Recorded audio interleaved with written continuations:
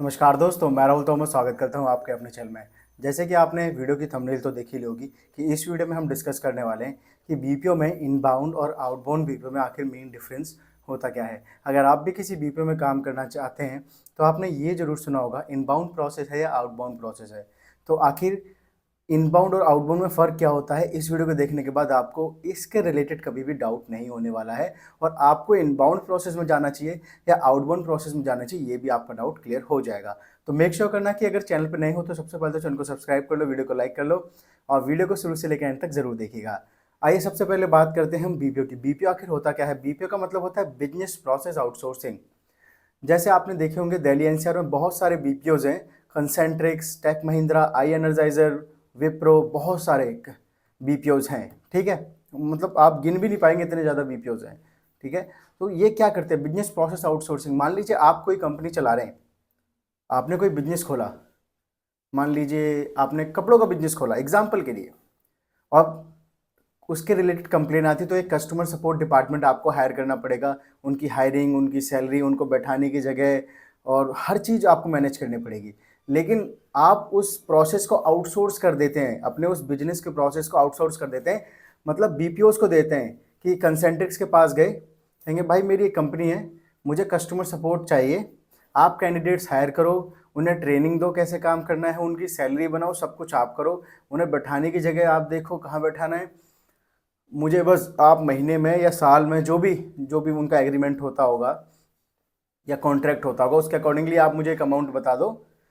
मान लीजिए मेरी कंपनी है, कपड़े की कंपनी है, तो मैं कंसेंटिक्स को मान लीजिए 2 लाख, 20 लाख, 30 लाख, जो भी अमाउंट होता होगा, 1-2 करोड़, मैंने महीने में या साल में दे दिया उन्हें।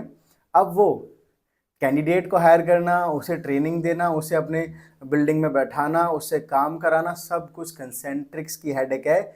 मुझे एज अ बिजनेस ओनर बस अपने काम पे फोकस करना है। मैंने अपने इस बिजनेस प्रोसेस को आउटसोर्स कर दिया। बीपीओ ये करते हैं कि दूसरे कंपनियों के लिए काम करते हैं, अलग अलग प्रोसेस के लिए। समझ में आ गया? अब इनबाउंड और आउटबाउंड बीपीओ क्या होता है?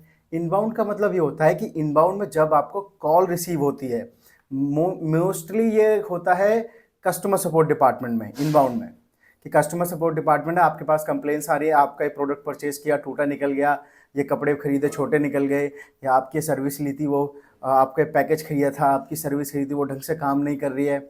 मतलब इनबाउंड में मोस्टली 99.9% यही होता है कि कस्टमर सपोर्ट डिपार्टमेंट ही होता है, जिसमें कस्टमर्स की कंप्लेन आती है, आप जिस कंपनी के लिए, जिस प्रोसेस के लिए काम कर रहे हैं, आपको कस्टमर को सॉल्यूशन प्रोवाइड करना है। ठीक है, यही आपकी प्रायोरिटी होती है। अब बात कर लेते हैं आउटबाउंड की। इनबाउंड मतलब इन, मतलब आपके पास कॉल आएगी, आउटबाउंड मतलब आउट, मतलब आप कॉल लगाएंगे कस्टमर्स को, और ये मोस्टली सेल्स के प्रोसेस में होता है। सेल्स प्रोसेस में होता है। अगर आप कोई सर्विसेज या प्रोडक्ट सेल कर रहे हैं कस्टमर्स को, मान लीजिए आपके पास भी बहुत बार ऐसी कॉल्स आती होंगी कि सर एक्सिस बैंक का life time free credit card आपको ऑफर हुआ है, क्रेडिट कार्ड बनवा लीजिए सर, या सर 5 लाख का आपका लोन अप्रूव हो गया सर, अभी लोन ले लीजिए बिना कोई भी पेपरलेस वर्क के, कुछ भी डॉक्यूमेंट नहीं लगेंगे, बस आप अप्रूवल दे दीजिए, ओटीपी लगेगा, आपका अमाउंट सीधे आपके बैंक अकाउंट में आ जाएगा। तो ये जो इंश्योरेंस कंपनी वाले आपको कॉल कर रहे हैं, कि आप जैसे कस्टमर सपोर्ट एग्जीक्यूटिव हैं या सेल्स एग्जीक्यूटिव हैं, जो कि खुद कॉल लगा रहे हैं कस्टमर को अपना प्रोडक्ट या सर्विस बेचने के लिए। समझ पा रहे हैं? आप मान लीजिए कोई प्रोडक्ट बेच रहा है, कुछ भी है, मान लीजिए कोई रियल इस्टेट के सेल्स में है, कोई प्लॉट बेच रहा है, फ्लैट्स बेच रहा है, जो आउटबाउंड कॉल होती है वो हमेशा सेल्स के लिए होती है। अब मैंने बता दिया इनबाउंड क्या होता है, कस्टमर सपोर्ट कॉल्स आती हैं। आउटबाउंड क्या होता है, जब आप कॉल लगाते हैं अपनी सर्विसेज या किसी भी चीज़ को सेल करने के लिए, आप कॉल लगाते हैं कस्टमर्स को। ठीक है, ये दोनों चीज़ें क्लियर होगी। अब लास्ट डाउट है कि आपको किस प्रोसेस में जाना चाहिए। अब ये डिपेंड करेगा आपके स्किल्स पे और आपके जो क्वालिफिकेशंस हैं, स्किल्स हैं, एक्सपीरियंस है, इन सब पे डिपेंड करेगा।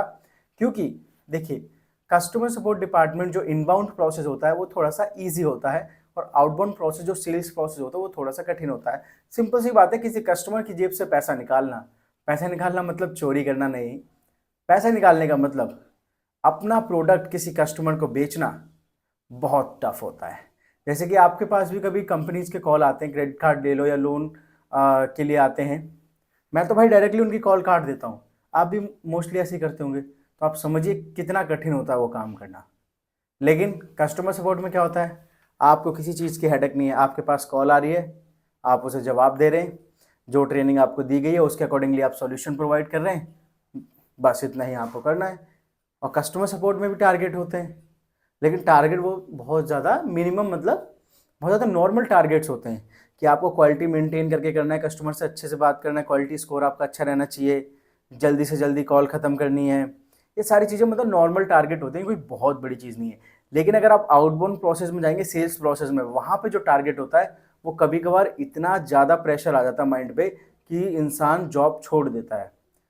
अगर आपको सेल्स करना आ गया है तो सेल्स से अच्छा कोई प्रोसेस है ही नहीं, क्योंकि सेल्स में इंसेंटिव बहुत होता है। आपकी सैलरी मान लीजिए 20-25 हज़ार है, 30 हज़ार है, 35 हज़ार है, लेकिन अगर आपको सेल्स करना आता है, अच्छे से आप सेल्स कर पा रहे हैं, तो 25 हज़ार की जगह पता चला आप 1 लाख उठा रहे हैं, 75 हज़ार इंसेंटिव आ रहा है और 25 हज़ार सैलरी आ रही, सैलरी आप देख ही नहीं रहे भाई। ऐसा भी होता है, लेकिन बहुत रेयर केसेस में होता है। अगर आपको लगता है आप सेल्स कर सकते हैं तो आउटबाउंड प्रोसेस में आपको जाना चाहिए, आउटबाउंड प्रोसेस में। लेकिन अगर आपको लगता है कि आपको ज़्यादा प्रेशर नहीं झेल सकते, ये सब सारी चीज़ें आप नहीं कर सकते, इतना ज़्यादा प्रेशर में काम, इतने ज़्यादा टारगेट के लिए, और आपको सेल्स करना नहीं आती, तो आप जाओ कस्टमर सपोर्ट में, इनबाउंड प्रोसेस में। ठीक है, तो मैंने तीनों डाउट क्लियर कर दिए, बीपीओ क्या होता है, इनबाउंड प्रोसेस क्या होता है, आउटबाउंड प्रोसेस क्या होता है, इन दोनों प्रोसेस में कौन से काम आते हैं, और आपको किस प्रोसेस में जाना चाहिए, सारी चीज़ें मैंने आपको बता दी हैं। तो आई होप आपको ये वीडियो पसंद आई होगी, तो वीडियो को लाइक करना और चैनल को सब्सक्राइब करना बिल्कुल ना भूलें। मिलते हैं किसी नई वीडियो में, तब तक के लिए जय हिंद दोस्तों।